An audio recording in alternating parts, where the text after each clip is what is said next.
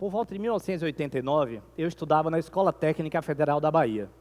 Lá, eu tinha muitos amigos, e entre eles, alguém muito especial com quem eu conversava muito. Ele era um cara muito legal, só que vira e mexe, quando eu estava lá conversando com ele simplesmente virava a cara para o outro lado para falar com outra pessoa. E isso aconteceu várias vezes, em várias conversas nossas, até que teve um dia, eu me lembro como se fosse hoje, eu estava lá falando com ele animadamente e de repente ele virou a cara para falar com outra pessoa. Mas nesse dia eu fui lá, bati no ombro dele e falei: Marcos, eu estou aqui falando com você e você vira a cara para falar com outra pessoa? Ao que ele me olhou nos olhos e disse pronta e secamente: seja interessante. Seja interessante. 17 anos, cheio de hormônios, incertezas e conflitos próprios da idade, e eu recebo essa bomba em forma de frase: seja interessante. Naquele momento, um fato marcante aconteceu em minha vida. E um mix de emoções veio à tona. Frustração, tristeza, raiva. Eu fiquei me sentindo excluído. Eu queria voar no pescoço dele. Mas na minha mente só passava uma coisa: você vai ver se eu não vou me tornar interessante. Você vai ver. E então, eu comecei a ler muito, estudar muito, me informar de tudo o que acontecia. Naquela época, eu estava me tornando altamente competitivo. Eu queria simplesmente me tornar melhor que. Para mim, tanto importava ser segundo ou terceiro, eu queria era ser primeiro. E aquilo estava dando resultado, até porque eu comecei a escutar coisas como ele é inteligente, como ele é inteligente. E aquilo era uma delícia, para mim e para o meu ego. Sim, eu não sabia, mas eu estava alimentando um lobo voraz chamado ego, e ele estava crescendo. Eu me tornei um rapaz inteligente, é verdade, até porque eu comecei a ficar um tanto quanto vaidoso, arrogante, naquela linha assim, mas eu usava a régua de comparação o tempo todo. Eu só queria ser melhor que outras pessoas. Olhando para trás e vendo essa época da minha vida, eu cheguei à conclusão que você ter conhecimento sem ter consciência é como você ter uma mente sem alma. Eu estava no caminho certo, afinal, ter conhecimento é algo fascinante, mas pelos motivos errados. Eu estava lá para ser melhor que. No entanto, aqueles caminhos do conhecimento me levaram a deparar com as trilhas da consciência e da espiritualidade. E isso mudou tudo. O tempo passou, e eu então enviei um e-mail com um projeto que eu tinha desenvolvido para um amigo, e recebi como resposta: Keep up the great work. Continue esse belo trabalho. Nossa, aquilo foi outro fato marcante que aconteceu em minha vida.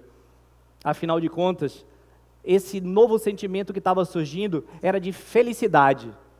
Eu fiquei muito feliz. Eu queria contar ao mundo que o mesmo Marcos, que em 89 mandava eu ser interessante, agora elogiava meu trabalho. E então, na minha mente, só passava uma coisa: uau, eu estou me tornando uma pessoa interessante. E foi a partir daquele e-mail, daquela conexão, que eu tive um insight. Todas as vezes que eu me conectar com alguém, eu posso sair dessa conexão uma pessoa melhor. E foi o que eu fiz. A partir dali, toda e qualquer pessoa com quem eu me conectava, eu saía desse encontro uma pessoa melhor. Maravilhoso, não é mesmo? Exceto por um pequeno detalhe: me tornar me levava de volta aos tempos do como ele é inteligente e me mandava de volta para os braços do ego. Só que agora eu estava atento, pois as trilhas da consciência e da espiritualidade me levaram a conhecer um novo caminho, o caminho do autoconhecimento. E então eu ressignifiquei aquele insight. Eu pensei: todas as vezes que eu me conectar com outra pessoa, eu posso dar o meu melhor para que o outro saia daquele encontro também uma pessoa melhor. E foi aí que eu percebi que conhecimento com consciência gera um transbordamento de propósito. O meu foco não era mais em mim, mas no outro. E, consequentemente, quanto eu mais focava no outro, mais nós aprendíamos. Mas então, eu me perguntei: qual Qual foi o ponto de inflexão, o ponto de mudança que me fez mudar o foco de mim para o outro, para o nós? A elevação da minha consciência me fez auscultar, me fez acessar e escutar a minha melhor versão. E foi então que eu percebi que a escuta era uma ponte para o aprendizado. E nessa época eu tive contato pela primeira vez com os textos do mestre Rubem Alves, que dizia mais ou menos assim: eu vejo anunciado vários cursos de oratória, não vejo anunciado cursos de escutatória, porque as pessoas estão querendo aprender a falar, não aprender a ouvir. E o texto dizia mais: nossa incapacidade de ouvir é a manifestação mais constante e sutil da nossa arrogância e vaidade. E foi então que eu percebi que toda a minha arrogância e vaidade vinha justamente da minha não escuta.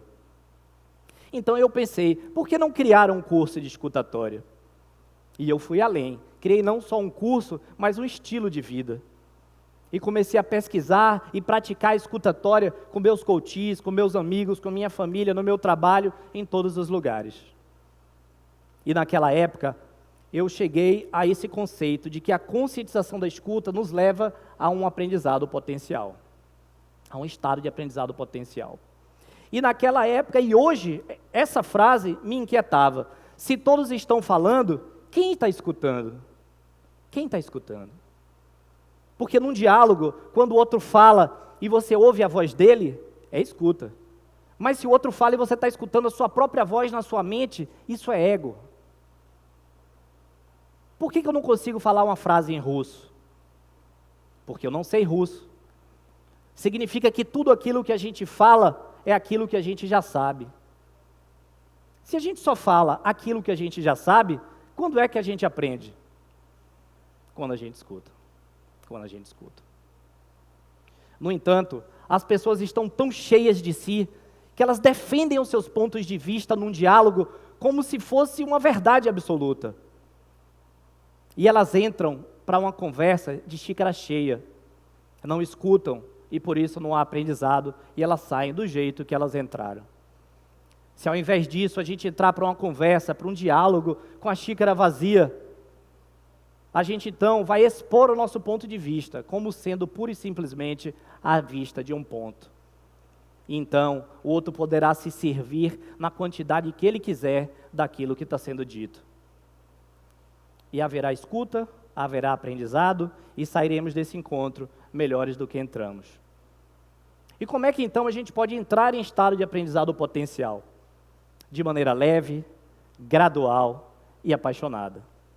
São 5 etapas e a gente começa pelo ouvir, direcionando nossa capacidade auditiva na direção de quem fala, para então começar a escutar. Escutar com presença, escutar com empatia, escutar com a consciência que está ali na frente do outro, é uma oportunidade imensa de transformação para ambos. E quando você está nesse estado, você expande a sua consciência de tal forma que você começa a escutar além da audição, a escutar além da visão, a escutar além de todos os sentidos. E é impressionante o número de pontos que as nossas almas se tocam nesse estado.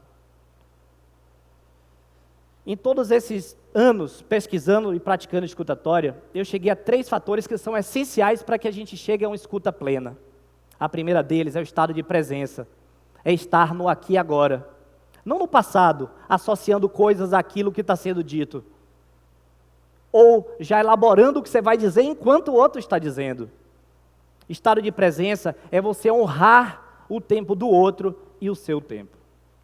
O segundo fator é o não julgamento. Não julgar é você entender que tudo aquilo que o outro diz faz parte da história dele, faz todo sentido para ele. O não julgamento é você estar com a xícara vazia e acolher aquilo que está sendo dito. O terceiro ponto é a intenção positiva. Quando a gente está em estado de intenção positiva, a gente deixa aflorar, deixa emergir a nossa melhor versão. E essa nossa melhor versão se conecta com a melhor versão do outro. E então, o aprendizado é fantástico para ambos. Além disso, tem 2 dicas que eu preciso compartilhar com vocês, porque fez toda a diferença na minha vida, no meu caminhar até aqui. A primeira delas é que, independente do estado do outro, o estado de espírito menos elevado, do estado de humor, das palavras mais ferinas que estejam sendo proferidas, lembrem disso, não é pessoal. Se alguém te oferece algo e você aceita, aquilo passa a ser seu. Mas se alguém te oferece algo e você recusa, isso continua sendo do outro. Por isso, só acolha aquilo que é edificante, o resto não é pessoal. E a segunda dica é que toda e qualquer pessoa tem uma história fascinante de vida e tem muito a nos ensinar. Por isso, tenha interesse genuíno no outro, tenha interesse genuíno naquilo que está sendo dito. E os benefícios que a escutatória pode nos trazer?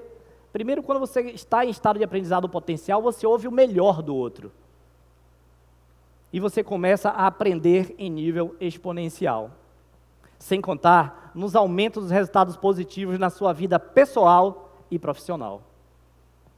Em todos esses anos, aprendendo e compartilhando, eu poderia contar inúmeros cases para vocês. Como o case de mães que melhoraram seu relacionamento com seus filhos autistas. Com estudantes que melhoraram seu desempenho na escola e na faculdade. De profissionais que ascenderam em suas empresas. E até de familiares que reataram seus laços. Mas eu vou me ater a um pequeno, grande caso, de uma pessoa formada que procurou um estágio lá na minha empresa. Passei ele para o primeiro programador e ele foi recusado. Não, esse cara não aprende. Passei para o segundo, também foi recusado. Mas eu vi a intenção positiva nos olhos dele e fizemos um coach de escutatório. Hoje, 2 anos depois, ele é líder de tecnologia lá da empresa e um dos melhores programadores que eu conheço. A escutatória traz esse tipo de benefício para a vida da gente e traz mais. Nos torna as pessoas mais empáticas. E também transborda felicidade na nossa vida e na vida de todas as pessoas que se conectam conosco. Para fechar aquela gestalt, vocês lembram do Marcos, de 89, de 2011? Pois é, hoje ele é meu sócio numa empresa de tecnologia. E a gente desenvolve inúmeros aplicativos, mas entre eles aplicativos de escuta, porque a escutatória faz parte do nosso DNA. Aplicativos como o Viva Voz, em que a gente escuta denúncias de violência contra a mulher. Também aplicativos como o Diário de Bordo, um aplicativo de desenvolvimento humano, em que a pessoa pode se auscultar e aprender consigo. E também um aplicativo como o Solidariedade, em que a gente escuta as pessoas que querem ajudar e escutamos as entidades que precisam de ajuda e conectamos esses pontos. Compartilhar e vivenciar a escutatória é o meu propósito. Por isso, eu vim aqui expor como a conscientização da escuta nos leva a um estado de aprendizado potencial. Hoje, na minha vida, ser interessante já não faz mais o menor sentido. O que eu repito como um mantra na minha mente e no meu coração é: seja interessado. Seja interessado. Aproveite cada oportunidade de conexão e faça a diferença na vida de cada pessoa que se conectar com vocês. E vocês vão ver a diferença que isso vai fazer na vida de ambos. Para finalizar, eu gostaria de compartilhar com vocês um trecho de um texto do mestre Rubem Alves, a quem eu dedico esse TEDx. O que as pessoas mais desejam é alguém que as escute de maneira calma e tranquila, em silêncio, sem dar conselhos, sem que digam: se eu fosse você. A gente ama não é a pessoa que fala bonito, mas a pessoa que escuta bonito. A fala só é bonita quando ela nasce de uma longa e silenciosa escuta. É na escuta que o amor nasce, e é na não escuta que ele termina. Não aprendi isso nos livros, aprendi prestando atenção. Muito obrigado.